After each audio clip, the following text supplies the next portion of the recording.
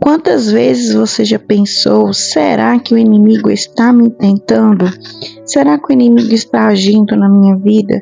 Se você já pensou essas coisas ou conhece pessoas que sempre dizem isso, hoje o Padre Christian vai nos dizer se o inimigo realmente tem poder ou não de tocar em nossas vidas. Então fique agora com as palavras do Padre Christian Shankar, que vai esclarecer as nossas dúvidas e trazer conselhos para que tenhamos uma vida de oração e comunhão com Deus. Seja muito bem-vindo aqui no canal e já dê aquele like de confiança. Estou fazendo atualmente um curso de exorcista. Eu estou entrando numa área que eu não conhecia, que a gente não aprende no seminário mais, que é a angelologia, o estudo dos anjos e dos demônios, né? Isso, tudo certinho. O que a Bíblia nos ensina é o seguinte: Deus não nos tenta. Deus pode nos provar, mas Ele não nos tenta. Quem é que nos tenta? É o diabo. O único poder que o diabo tem na nossa vida é o poder de tentação. O que é tentação? Ele vai insinuar, ele vai sugerir, ele vai colocar o prato. Você come se quiser. Tá. Se nós não somos tentados por ele, nós somos tentados pela concupiscência, que é o pecado que nós trazemos do pecado original. Então, seja o pecado original, seja o diabo, nós somos tentados o tempo todo. Esse é o modo ordinário do diabo tentar. Nós vamos entrar aqui, mas tem os modos extraordinários. Tem a maior é a possessão, tem a infestação, tem a obsessão, etc. Mas a tentação é dele. Só que Deus, na sua palavra, vai dizer que para cada tentação, Deus nos dá uma graça capaz de resisti-la e sairmos mais vitoriosos. Então o diabo ele não tem mais poder do que nós. Porque na verdade o que ele faz? Ele tenta. A decisão de pecar é nossa. Quando você lê lá a tentação de Jesus no deserto, não é a tentação do pão, a tentação da adoração, o pão é a facilidade, né? A adoração é ajoelhar-se, mas tem um texto que é interessante, a questão de pula daqui. Né? Se você é filho de Deus, pula daqui. Prova que é Deus, então. Isso não é fé, isso é presunção. Como a presunção vem do demônio. Porque a fé nos faz praticar o bem, nos afastar do mal, guardar a nossa vida e fazer o que tem feito, o que deve ser feito. O que as pessoas fazem? Elas arriscam a própria vida e dá errado. O que elas dizem? Ah, não, Deus não me guardou. Isso não é fé, isso é presunção. Entendi. O nosso anjo da guarda nos guarda para quem não é presunçoso. Você tem que se guardar para ele te guardar. Jesus sabia, se ele pulasse lá de cima, ele ia arrebentar lá embaixo. Porque a lei da natureza está acima, não é, do que é a própria filiação. E ali você vê o quê? Que o diabo, ele fala com Jesus, pula, pula. Mas se o diabo pudesse, ele tinha o quê? Empurrado. Ele não tem o poder. Não, ele não tem o poder de empurrar. Tem uma frase célebre que é: Deus entra na nossa vida pelo coração que a gente abre. E o diabo pela brecha que a gente não fecha. Então você tem que abrir o coração para Deus e fechar essas brechas. As brechas são os pecados. Pecados mortais, ódio no coração, ocultismo, né, mexer com essas coisas das trevas, desejo do mal, vingança, tudo aquilo que é um mal exacerbado, né, é uma brecha que o diabo ele tem essa autoridade para agir na nossa vida, né? E a autoridade da mãe, como você tocou o assunto, ela vem muito pela oração e pela orientação. A oração da mãe, ela move o céu. Por isso que eu digo muito, indiferentemente do problema que o filho tem, a mãe não pode desistir de rezar. É uma questão de tempo, né? O que a mãe fala para Deus, ele está presente ali na sua unção, né? Então, é oração. Oração, perseverança, o amor de mãe, ele a parte do amor de Deus é o amor de mãe, né? O que ela plantou tá plantado, né? Pode ser que passe um tempo de rebeldia, de um gelo, um distanciamento, mas aquilo que a mãe planta, né, um dia brota. Eu acredito nisso. E aí quando você começa a fazer, eu imagino que esse é teu propósito, né? É ser um pastor de ovelhas, né? E você se sentiu completo logo de cara, assim, falou, isso era o que eu queria na minha vida? Ou teve muito momento de dúvida? Putz, será que eu tô fazendo a coisa certa? Tem dúvida ou sempre foi certeza? Não, dúvida de que eu queria ser padre, nunca. Nunca? Nunca. Isso é o que eu tinha certeza. E dúvida sobre a capacidade? Sim, porque eu já fui muito gago, né? Muito gago. Tanto que eu tomei bomba na 6ª, 7ª e 8ª série. 3 bombas seguindo. Por causa da timidez também. Não apresentava trabalho, não conseguia fazer leitura na sala. Como os grupos de trabalho. Resolver isso? Oração e exercício. Eu rezava bastante e corria atrás, né? Curso de oratória, fiz muito exercício. Nervoso, começava a gaguejar? Não, nem nervoso. Não, normalmente? Normalmente. Olha. Tanto que o meu avô, querendo me ajudar, me deu uma rasteira, né? Ele era o sacristão da matriz de Itaúna. Sei. Aí Dom Belvino foi lá celebrar a crisma e eu era acólito na época. Aqueles rapazes que ajudam ali os padres, né? Aí acabou a crisma, o meu avô, Christian, vem cá. O que foi, vovô? Vem cá. Ô, Dom José, era Dom José já. Esse aqui é o Christian. Dom José, prazer, de a voz mais rouca, né? Falei, tudo bom, Dom José? Tudo bom. O meu avô, Dom José, menino muito bom. Mariano, reza muito e tem a vocação de ser padre.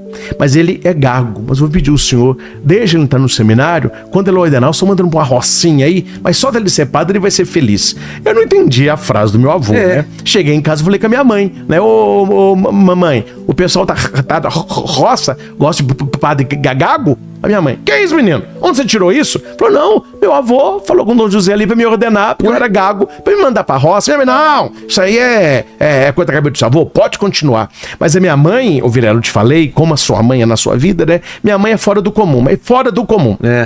Quando eu era ainda seminarista, nas dificuldades que eu tive, né?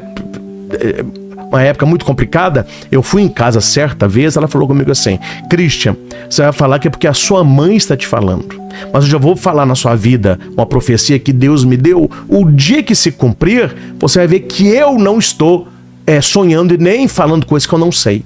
Você nessa gagueira, nessa dificuldade que você tem de estudo, você não guarda as coisas, fica pra trás, eu te vi pregando na Canção Nova. Canção Nova, que é aquela comunidade de São Paulo, leva grandes pregadores, né? Quer dizer, pra mim era um sonho impossível, inatingível, e nunca pensei em ser pregador da Canção Nova. Continuei meu estudo, minha mãe nunca mais tocou assunto. A minha vida foi andando, um dia chega o convite. Padre Jonas tá pedindo pra você ir na quinta-feira eucarística, fazer adoração, fazer uma praia. Ele estava me conhecendo lá, né? Sim. Primeira vez que eu fui, a mãe me falou assim, eu tinha visto isso há 10 anos atrás. Você vê como que é essa conexão com as coisas divinas, né? Eu não sei como funciona o mundo espiritual, mas ele é um mundo onde as coisas acontecem antes. É como se as coisas acontecessem lá primeiro e esse lance da batalha espiritual, do teu espírito tá lá. Eu já conversei com alguns padres, pastores, mas eles falam que existe uma luta espiritual sempre, né? Mesmo que a gente não esteja, não entenda sobre isso. É verdade, a luta é constante. Né? É constante. Entre o bem e o mal, né? Tanto que a gente, não é só isso, mas se você vê hoje a missão da igreja, é como se fosse o exército do bem. E tem um exército do mal. E nós tentamos levar a cura aos feridos. Qual é a cura? Os sacramentos, entre eles a Eucaristia, é aquela passagem do bom samaritano, né? Você conhece? Ele caiu na mão dos assaltantes, né? O homem pega e o leva pra hospedaria. Essa hospedaria é a igreja. Um monte de gente passou e deixou ele lá. Isso. Então a igreja que recebeu de Cristo essas duas moedas, que é o pão da palavra e o pão da Eucaristia, para cuidar do povo. Mas a batalha espiritual, ela acontece sempre. E existe outra coisa interessante, que é o sonho de Deus para nós, né? Porque ninguém nasce por acaso, a gente não é turista aqui embaixo, há um propósito de Deus para nós. Só que Deus, ele trabalha de maneira misteriosa, não é tão claro a voz de Deus, né? O pessoal acha que a voz de Deus é muito clara, ela vai se formando, né? A gente vê Deus muito na história, tanto quando Deus vai passar perto de Elias, ele põe a cabeça para não vê-lo e ele vê ele de trás. Quer dizer, o que significa isso? Você vê os passos dele, quer dizer, vê por onde Deus passou, que você vai entender o que ele quer para você. É nesse contexto que acontece o sonho de Deus para nós, né? Então, pessoas quando rezam para você, como minha mãe reza para mim, ela tem esse tipo de revelação. Olha, na sua vida Deus está pedindo isso, né? Você pode pegar esse caminho, esse direcionamento que Deus nos dá pelo Espírito Santo, né? E onde fica o livre-arbítrio? Se Deus tem um plano pra gente e a gente não tem como não fazer esse plano? Tem. Tem? Tem. Esse é o poder maior que Deus deu ao ser humano, o livre-arbítrio. É uma bênção e uma maldição. A gente pode, inclusive, não seguir esse plano. Não seguir o plano, exatamente. E o que acontece se você não segue o plano de Deus? Você vai colher as consequências do outro plano, né? Que é tudo na vida, escolha e consequência. Tudo é permitido, mas não em tudo não me convém. Tanto que Jesus, ele vai dizer, porque as pessoas hoje pensam que o nosso discurso, né, que quem é religioso, que é católico, cristão, que seguir a Cristo é uma obrigação. Nunca foi, é uma proposta. Cristo se propõe, não se impõe. Tanto que ele disse, né? Se alguém quiser me seguir, tem aqueles que vão segui-lo, tem aqueles que não vão segui-lo. Porque o dom maior do ser humano não é tirado, que é o livre-arbítrio. E muitas vezes, aí a gente vem aquela frase, né?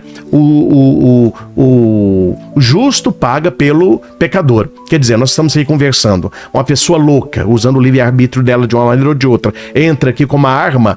Deus concede a ele o livre-arbítrio e nós podemos morrer nessa questão, porque ele usou o livre-arbítrio mal. Esse é o dom maior do ser humano, mas é um dom que deve ser voltado para o bem, né? Quer dizer, para o mal ele é destruidor. Quem tá ouvindo a gente agora deve estar perguntando, tá legal, Deus tem um plano pra gente, como que eu sei, como eu tenho certeza de estar seguindo esse plano ou não?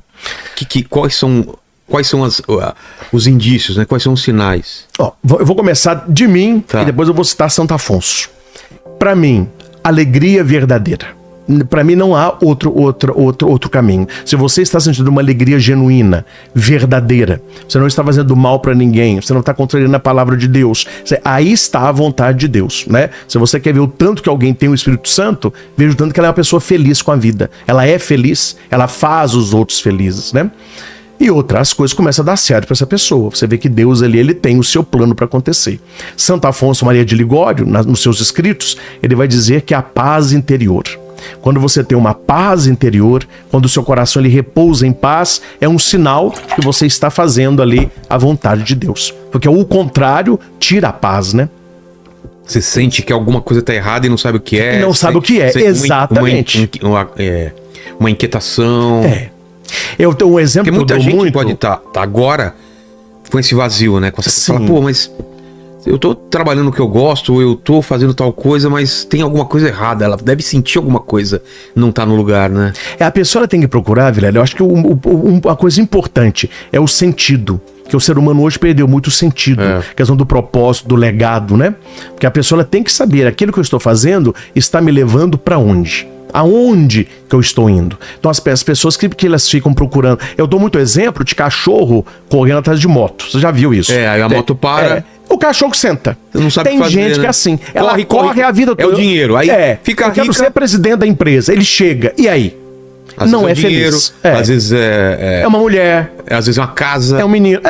E ele vai conquistando, e ele continua o vazio interior. Quer dizer, ele não descobriu o propósito dele, a missão dele, né? Eu acredito que a missão nossa, esse propósito, a gente só encontra em Deus. É ele que vai direcionando as coisas e vai dando sentido às coisas, né? E o que você podia falar pro pessoal que tá em casa procurando isso, né? Que tá se sentindo mal, tá se sentindo sozinho, tá se sentindo vazio. O que você fala para essa pessoa agora? Pois é. O passo inicial é a pessoa reconhecer que ela precisa de algo que está fora dela. Ela não é autossuficiente. Ela não é autossuficiente. Nós precisamos de Deus. E esse eu trouxe. Eu posso dar umas coisas que eu trouxe? Claro. Eu até marquei umas coisas interessantes. Eu até assisti. Esse terço aqui, olha. Esse é o meu texto de devoção. Olha que bonito. Aqui, bonito, né? Tá pegando aqui, né? Eu até assisti um pouquinho, eu falei que eu não consegui assistir toda, mas a live do Frei Gilson, que é como ele é religioso, pra gente não repetir a mesma coisa, né? Então a gente pegou uma outra linha aqui. Mas, você conheceu muitos textos bíblicos que eu li, maravilhosos. Eu gosto muito do catecismo da igreja, durante alguns anos eu fui professor dos seminaristas de catecismo. Então, para mim é uma riqueza muito grande. E no parágrafo 27, tem uma coisa que muita gente ainda não entendeu. A pessoa, ela acha que quando você disse, o que o senhor tem a dizer para quem está perdido? Não é ela que tem que procurar, ela tem que se deixar achar. Porque a religião cristã é a única religião no mundo que Deus nos busca. Todas as outras, o ser humano está buscando a Deus. Por isso a palavra religião, religar. Eles estão procurando essa ligação que foi quebrada com Adão e Eva. Então eles tentam... O pecado original. O pecado original. Só que o pecado original é o pecado original originante. É o primeiro. Nós temos o pecado original originado. Quer dizer, o primeiro pecado que a gente comete, ele não é original porque não é o primeiro. Entendi. Já foi cometido lá, né? Então a pessoa ela tem que entender o seguinte... Deus é o primeiro a nos buscar. No cristianismo, nós temos duas grandes festas, né? O ano litúrgico é o mistério da encarnação, que é o momento de catábases, né? O Deus que desce, e a Páscoa, que é a ressurreição de Cristo, que culmina na sua ascensão, não é que é anábasis, o Senhor que sobe. Então no Cristo que desce, ele vem buscar o ser humano. Então o ser humano ele tem que se deixar encontrar por Cristo. E aqui no Catecismo nós temos no parágrafo 27, isso aqui eu penso do Catecismo dos parágrafos mais bonitos. Olha aqui, o desejo de Deus está inscrito no coração do homem, já que o homem é criado por Deus e para Deus, e Deus não cessa de atrair o homem a si, e somente em Deus o homem há de encontrar a verdade e a felicidade que não cessa de procurar. O que é que o ser humano está procurando? Verdade e felicidade. Ninguém está procurando outra coisa, né? E se a pessoa procura no caminho errado, ela vai viver ou de ilusão ou de pecado. Não há outra alternativa. Se a pessoa ela tem uma vida agradável, e se ela está relativamente feliz, longe de Deus, ou ela está numa situação de pecado, quer dizer, é o errar o alvo, não o pecatus. Deus queria uma coisa, a pessoa acertou do lado. Ou ela está vivendo uma vida de ilusão, né? E isso, infelizmente, é o que Jesus fala, que é a casa sobre a areia, né? Você vai levando a vida, acha que tá bom, mas vai chegar num momento, como o filho pródigo, a ficha cai. E aí? Onde eu construí minha vida? Quem que eu fui? O que eu vou deixar quando eu não estiver aqui, né? Verdade. E essa verdade, o que é a verdade? É Deus? E a verdade é Cristo. É Cristo e o que ele nos trouxe, os ensinamentos do Pai, né? Quando o Pilatos, Jesus está... Isso é uma incógnita, né? Porque em latim, quando Jesus está lá com Pilatos vai conversando com Jesus, porque eu não sei, certamente você já sabe, Pilatos sabia que ele era inocente. Ele tentou de todo jeito soltar Jesus ali. Não entendia, né? Porque as pessoas... não entendia. Ele viu depois que era por inveja, né? A palavra fala, ele viu que era por inveja. Até a mulher dele, a Cláudia Próclo, teve um sonho e falou com ele, solte esse homem aí. Eu sonhei que ele é justo.